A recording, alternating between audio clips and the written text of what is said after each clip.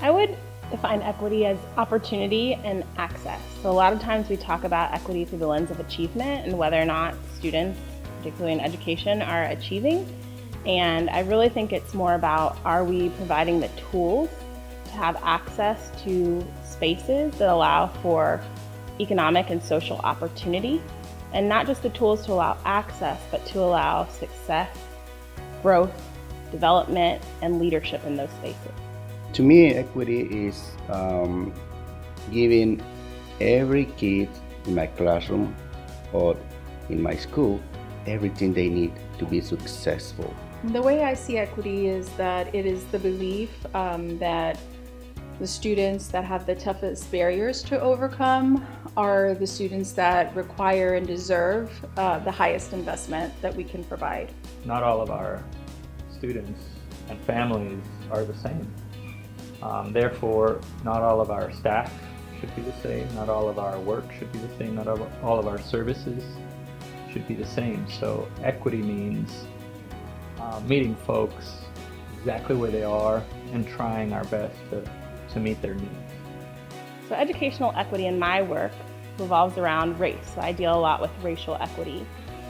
We have a Black student union at Round Rock High School, which has been pretty unheard of up until now.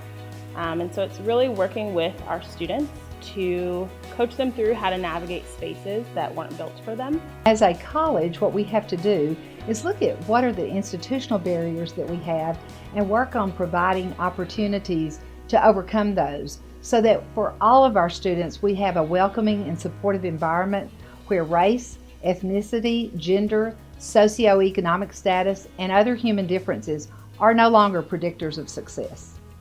So at Austin Partners in Education, we bring the community into the classroom. All the resources that we mobilize from outside partners, whether it's through our mentoring programs or through our academic support programs, is to ensure that there's a level playing field. I think that you can be a champion for equity by having those courageous conversations, typically about race. They're difficult conversations because they're personal. So I think that the place to start is with personal work around our own bias and around our own privilege that we bring to our daily work. And really just speaking truth to power and speaking honestly about what equity means. And then just also watching for those who have been marginalized and underserved and looking and seeing what we can do to close those gaps. I think it's everybody's job to be an equity champion. I think it's a word that's fully charged and can cause a lot of tension. And it doesn't have to. And I think people just have to be really honest and call out when things aren't equitable. When people talk to each other and understand and listen to each other and accept each other. Now, that has to happen first before there can be true racial healing, and then there can be transformation. The way you can become a champion for equity, again, is always putting the human at the center of your interaction.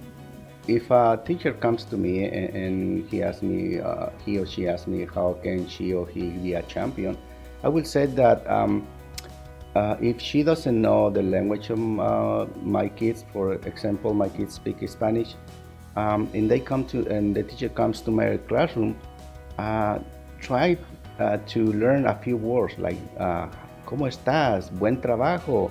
So that when you come to my classroom and you see a kid doing a good job, if you say muy bien or buen trabajo, the kid is gonna feel so appreciated that somebody's noticing that he's doing a good job.